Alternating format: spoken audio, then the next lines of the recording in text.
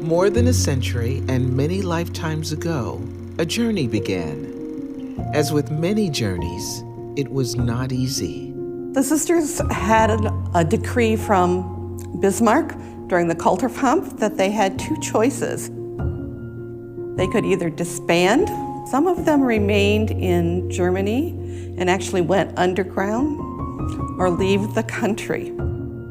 Fleeing religious persecution in their native Germany, an intrepid group of religious women from the Franciscan Sisters of the Sacred Heart crossed an ocean and half a continent, first to Indiana, then to northern Illinois, to begin anew in a land of freedom and opportunity.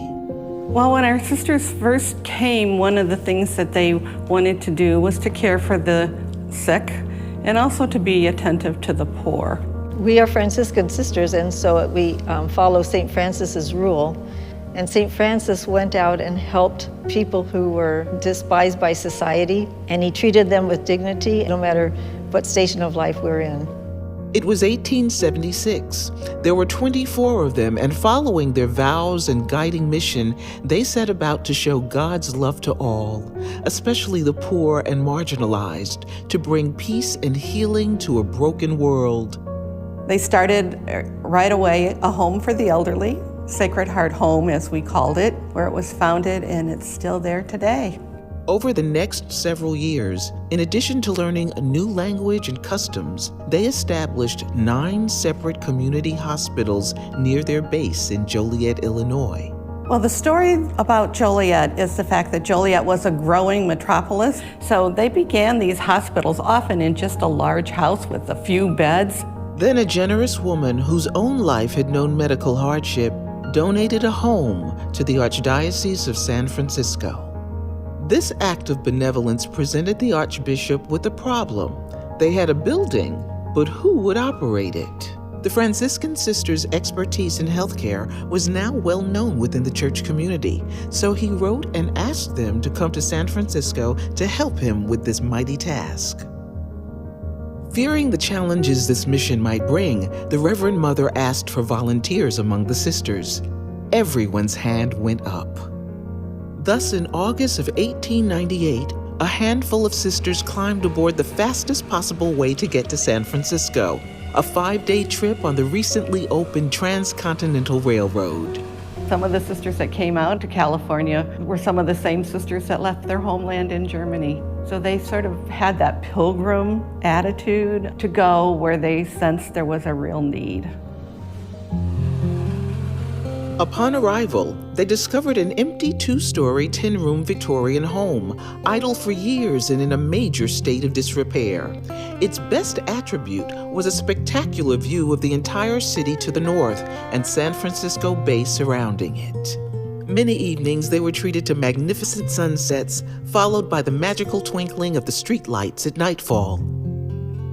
Little did they know they were lighting a lamp of their own, taking the first steps in a journey toward what would become a miracle, a massive healthcare institution unlike any other in the world, one that lives on to this day. I'm the only Franciscan sister here in California, and I feel very privileged to work with QueensCare because it's like fulfilling what our sisters started, and I'm continuing that as much as I can.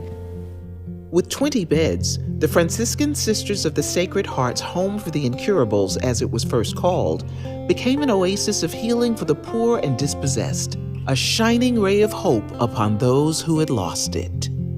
They paid themselves nothing but managed to raise enough through collections at local churches to pay for supplies and a small but growing staff, and feed their patients and themselves. Their charitable works were not as well appreciated by their neighbors, many of whom resented the flow of diseased ne'er-do-wells in and out of their doors. When the sisters founded the first hospital in San Francisco, they had a lot of objection from their neighbors because they were taking care of the folks that nobody wanted to deal with. There were even reports the KKK planned to burn the place to the ground, a plan that was fortunately thwarted. Then one day, the ringleader of the neighborhood opposition showed up on their doorstep with his gravely ill daughter in his arms, the nearest care being miles away. Without question or delay, the sisters rendered life-saving treatment for the girl, and their greatest opponent was transformed into one of their fiercest advocates. Before long, they had earned the respect of many San Franciscans, and St. Joseph's Hospital, as it became known, continued to thrive, now building sizable additions to add even more beds. And then, on the morning of April 18, 1906, it was a good thing St. Joseph's newly opened north wing was built with sturdy wood frame construction. Because at precisely 8:12 a.m., a massive 7.9 magnitude earthquake struck, devastating most of San Francisco. It was also a good thing St. Joseph's was so far from downtown, because it was spared in the fire that ravaged much of what was left of the city. Where do people reach when everything is totally devastated? We have pictures of them living in tents outside St. Joseph's Hospital. We know that they did everything they could for the people of San Francisco. Their own needs were put aside. They spent themselves for the people that they had promised to care for. For months following the cataclysm, the sisters worked side by side with the Red Cross to minister to the people's needs, forever earning both gratitude and respect from the citizenry, along with a significant increase in contributions and the added benefit of free fares for life on San Francisco's famous cable and streetcars to anywhere in town. The Articles of Incorporation for St. Joseph's Home and Hospital were filed a few months later, and it eventually grew to a 6-story, 225-bed hospital with a nursing school and convent for the Franciscan Sisters, along with a beautiful Byzantine-inspired chapel. St. Joseph's became the name of both the institution and the organization that oversaw it for many decades to come. These buildings stand to this very day, albeit as the exclusive Park Hill condominium complex, now in the very heart of the city, still right across the street from the beautiful Buena Vista Park. Before long, there came an urgent plea from the Archdiocese of Los Angeles, which had recently overtaken San Francisco as California's largest city and was now experiencing the same needs in its growing poor and underserved population. The bishop invited our sisters to come out to Los Angeles to build a hospital, and he wanted it to be named Queen of Angels after Our Lady of Queen of Angels of Los Angeles. And he said he wanted us to build the hospital, but he didn't have any money to give us, and he gave them permission to go begging in his diocese, and so they did. In 1925, once again relying on community donations, the Franciscan Sisters of the Sacred Heart set about to build Queen of Angels Hospital, which would become the largest privately owned hospital west of the Mississippi. Ever since, their mission has continued to expand, to care for those on the edges of society without ever expecting repayment. Our sisters here at Queen of Angels Hospital, I know every night fed the poor because it was during the Depression time. I thought that was a great example of their love for the poor, because St. Francis, he saw what other people didn't see, a human being. St. Francis of Assisi, one of his moments of conversion was when he met a leper. When he looked in the leper's eyes, he saw the face of Christ. And that's always been important to me because we all have a leper within us, and then to find the compassion for that. As one might expect, the struggle to deliver quality care on these terms was constant. A $100,000 surplus one year, a $200,000 loss the next, constant uncertainty, always praying to divine providence to save the day. Their prayers were answered in the form of two men who would help shape the destiny of this great organization for decades to come. Arthur Barron and J.J. Brandlin, who most folks just call Art and Joe, became the first lay people named by the sisters to sit on the Queen of Angels Board of Directors in 1967. When you come to a time when you know that the systems have become so complex and Mr. Brandlin and Mr. Barron provided us with professionalism that was needed to deal with the healthcare system. They brought with them a wealth of legal, accounting, and business expertise, along with a fierce desire to see this great institution prosper. Yeah, Joe and Art were very good Catholic businessmen, and they respected the sisters' work. We were blessed by these two men who definitely had the call to mission also. With the full support of the sisters, Brandlin and Barron's guidance and direction enabled Queen of Angels to deliver top-quality care to anyone and everyone, regardless of their ability to pay. They negotiated smart leasing deals and partnerships that helped generate income while defraying costs. They interacted with government entities at the state and federal level to drive more income and firmly establish their nonprofit status. At the sisters' insistence, they also took on oversight of St. Joseph's Hospital in San Francisco, which was experiencing its own range of financial challenges, forming what would eventually become known as St. Joseph's Health Support Alliance.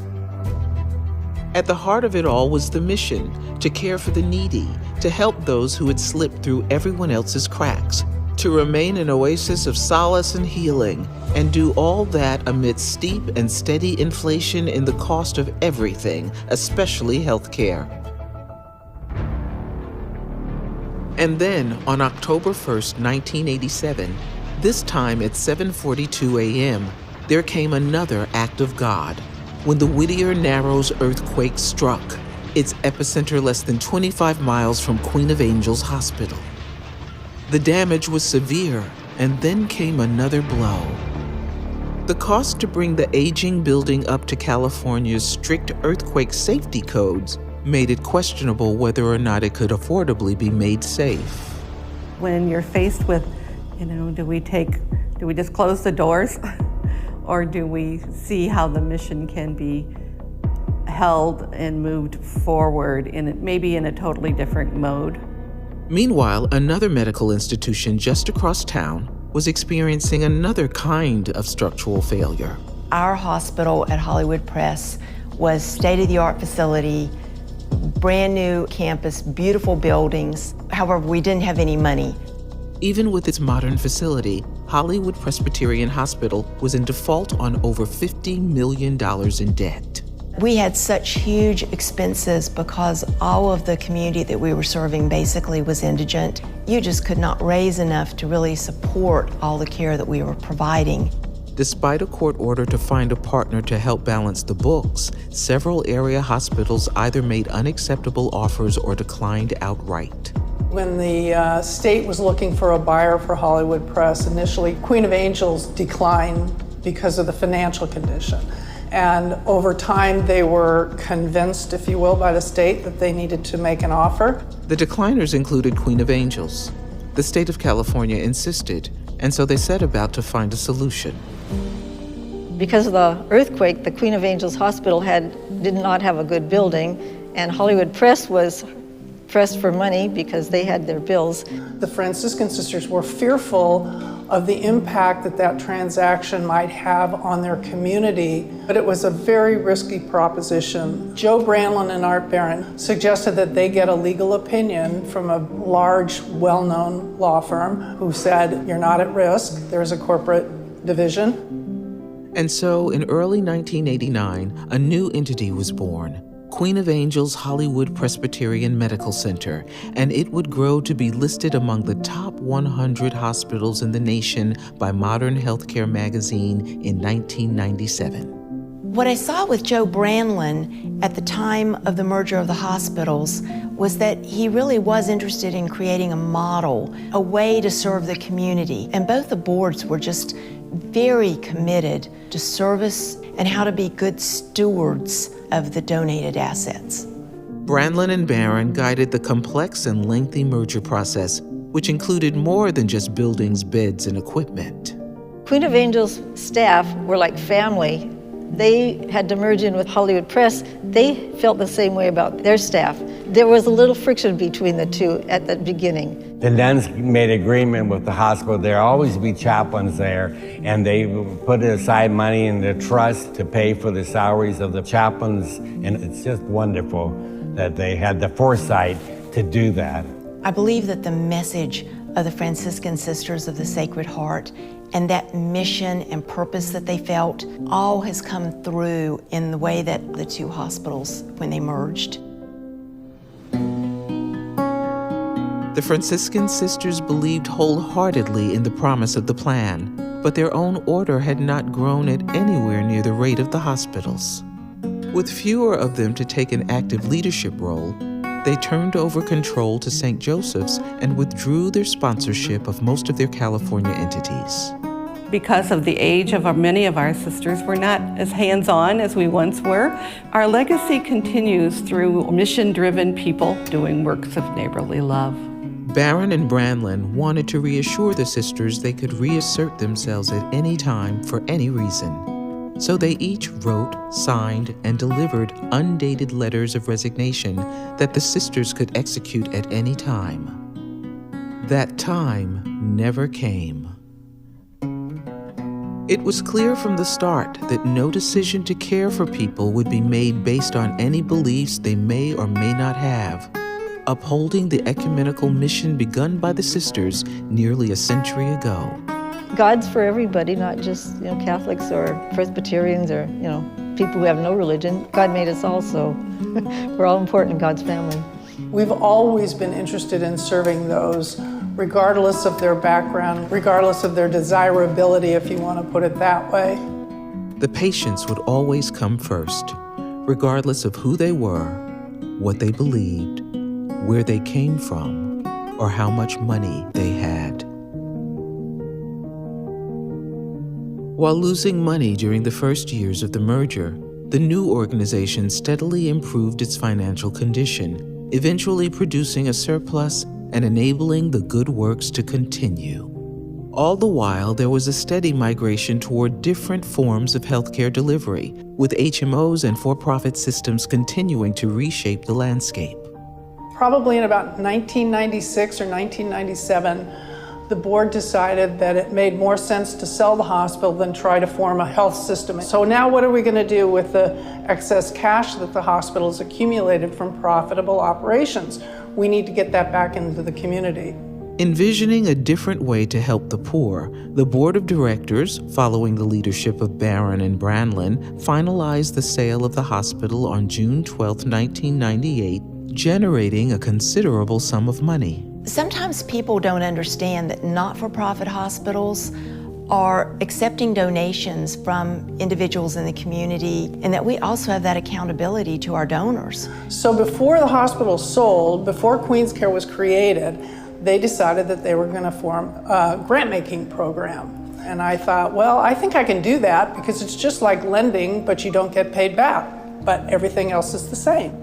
When added to accumulated profits from operations, a fund was created that would go on to provide health care to those in need into the next millennium.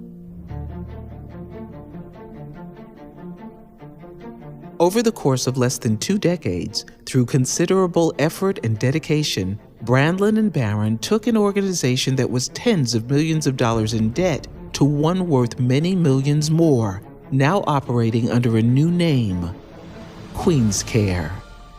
I worked at Queen of Angels Hollywood Presbyterian Medical Center for a few years until it was purchased by a tenant, the for-profit hospital. I didn't really want to work for a for-profit. I really wanted to work with the poor. At QueensCare, now came a new question: what to do with all this money? Under nonprofit laws, there were clear do's and don'ts, and a whole lot of limitations and conditions. Shortly after selling the hospital, when we were setting up our inpatient healthcare fund programs, we looked at the idea of making grants to hospitals versus setting up contracts with them. Grants could be used for more general purposes, but we didn't know that those grants would have the direct impact on low-income patients that we wanted to see. Art Barron and Joe Brandlin did not envision QueensCare becoming a mere grant maker or check writer. Instead, they envisioned a sea change in healthcare, a seamless system universally available regardless of one's legal status or ability to pay, a system that could help people where they are. At the time of the hospital sale, its 4 outpatient clinics were folded into Franciscan clinics, providing primary, vision, and dental care to help uninsured residents of Los Angeles County. Following the hospital sale, QueensCare and Franciscan clinics operated as sister organizations within St. Joseph's Health Support Alliance, as each one's corporate member. They shared a mission of helping low-income people access needed health care. This continued until 2001, when it became clear that Franciscan clinics should become a federally qualified health center, in part to access needed federal funding. As required by FQHC regulations, St. Joseph's released Franciscan clinics from its control, and the legal connection between the clinics and QueensCare transitioned to a partnership. Franciscan clinics became an FQHC in 2003. In 2008, Franciscan clinics dropped its corporate name in favor of QueensCare Family Clinics, by which it was most commonly known. And then, in 2013, changed it again to QueensCare Health Centers to reflect the breadth of services it provided in the community. QueensCare and QueensCare Health Centers, 2 independent nonprofits, operated in partnership for 25 years from the sale of the hospital in 1998 until 2023, providing critical healthcare services to residents across LA County. Under the partnership, QueensCare provided nearly $5 million per year to the partnership to fund the health center's operations. In 2023, QueensCare and QueensCare Health Centers decided to conclude their partnership to enable each to adapt more effectively to the evolving healthcare landscape and meet the changing needs of their community. QueensCare remains dedicated to its mission to enhance the health and well-being of the community. One of the things that I do admire about QueensCare is that they're very clear about what their mission is. They're very clear about who they serve and where they serve. So it is about healthcare for the underprivileged or those on the margins in Los Angeles. When you're dealing with a population that oftentimes doesn't get respect, is not shown compassion, it was pretty obvious what our values had to be. And I think the work of the Franciscan Sisters guided that thinking. Making primary care available to many who would otherwise go without, keeping them out of ERs and actually driving down overall costs in the long run. It was not an easy task. Art and Joe knew the value of QueensCare, and so they wanted it to last forever. So they set up how much money could be spent every year to assist the poor, and then the rest would be reinvested again so that the organization could continue on and on. On January 1st, 2000, Joe Brandlin and Art Barron retired from their senior management positions, continuing their board membership until retiring from the board in 2008 and 2006, respectively. So after the sale of the hospital, my dad stepped in as CEO for a year, during which time he had a search for the following CEO, which was Terry Bonecutter, and came to be our first long-term CEO for, I think, about 10 years. And then I followed Terry when he retired. Brandlin continued to provide leadership in specified areas until his death in 2010. While Barron kept his eyes out from his retirement home in Santa Barbara until his death, just 5 days shy of his 101st birthday in 2021. They had given their all to the creation of something that could now live in perpetuity. QueensCare made the decision years ago that our fund would last in perpetuity, and that makes investing much more interesting because we can focus on the long-term benefit to the portfolio. We know that there will be funding available in the future for whatever needs exist at that time. You know, after learning about QueensCare and digging in deeper, once I became hired, I understood just how sophisticated the investment board was. And this was an organization that cared deeply about managing the future, making sure that there would be sufficient financing to fund the organization for decades. A healthcare organization unlike any other continues delivering truly amazing outcomes, providing a broad spectrum of services and collaborating with surrounding healthcare nonprofits and hospitals to achieve common goals. We contract with local hospitals. When they have a patient that arrives in their doors that needs to be admitted, that has no form of coverage, they will put that patient into QueensCare's program. They will send us the bill for the patient, and all we need to do is make sure that the patient qualifies. QueensCare, where uninsured and underinsured patients discharged from local hospitals receive letters telling them their hospital bills have been paid. I was rushed to Cedars-Sinai Hospital and had to have emergency surgery. I had just been laid off from my job the day before and had no health insurance. So I was in shock that a $100,000 bill fell on my lap. I do believe in miracles. I received 2 letters from QueensCare. They wiped out my entire bill. At-risk patients are seen early and often at their houses of worship or trusted community centers. QueensCare is different because we go to where patients are, especially faith communities are places of trust for our patients. People who haven't been in the healthcare system, we're doing just like preventive health. We're screening blood sugar, blood pressure, cholesterol, things like that, helping people prevent illness and their spiritual needs. To the people we serve, that makes all the difference in the world. What I get from working per diem as a parish nurse is a connection to why I teach. I went to UCLA and it seemed like everything they were saying about people who were not white is that their health was poor. And I got tired of hearing what was happening and not of what was being done about it. Children have their first dental appointments and learn proper hygiene, bringing these learnings home to their families. Adolescents discover their struggles in school were really because of vision deficits that have now disappeared because of their new glasses. The mobile programs have been operating for decades, providing services to thousands of students who would otherwise not have access to services. The Vision program provides free glasses, and our dental trailers provide free services as well to ensure that every student that comes through our trailers gets treatment at no cost to the parents. We've seen thousands and thousands of patients throughout the Los Angeles community. They feel welcomed, safe and secure at the hands of licensed therapists who support their mental health and behavioral needs. Hospital patients fearful of their health challenges are blessed with reassurance and comfort from visiting chaplains ministering to people of all faiths. While they're in the hospital, we believe in whole person care. So one aspect of that is spirituality. And we're there to support them, to be their advocate. It's really an honor for us to be there to help the patients any way we can. Students and medical professionals serving those in need receive scholarships and educational support. Since 2006, we average 25 to 30 scholarships a year.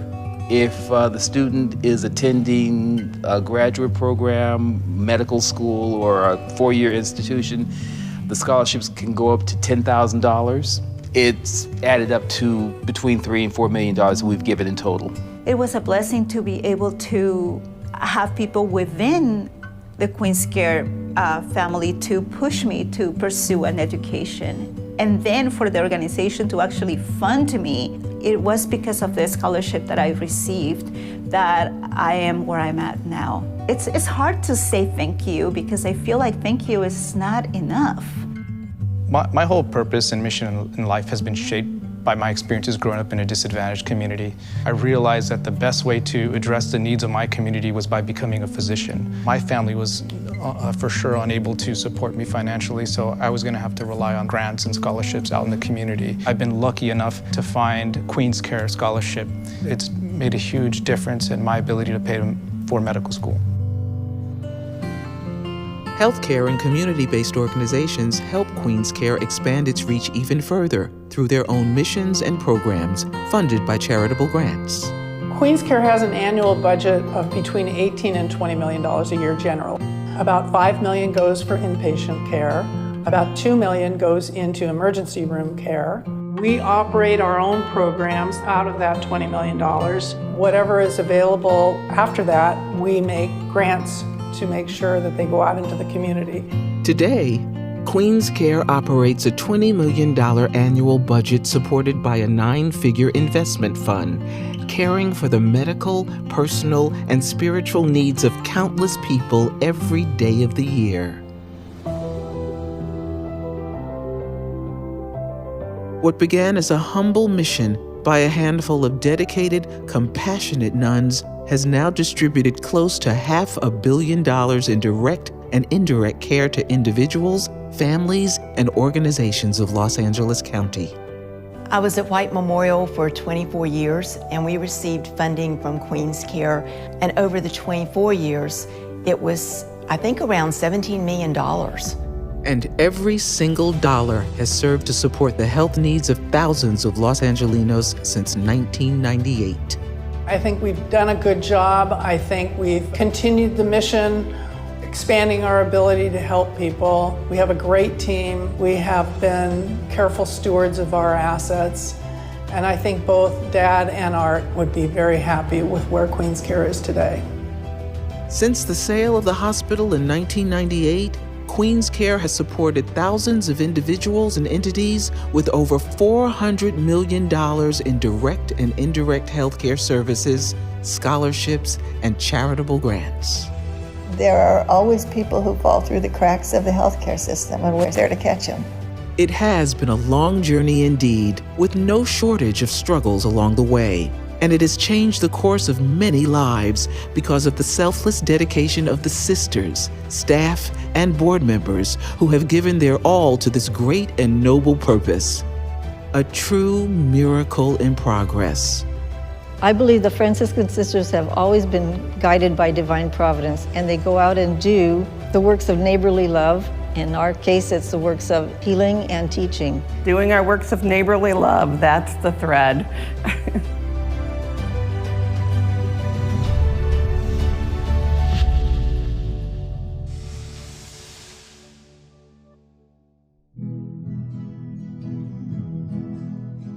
Yeah.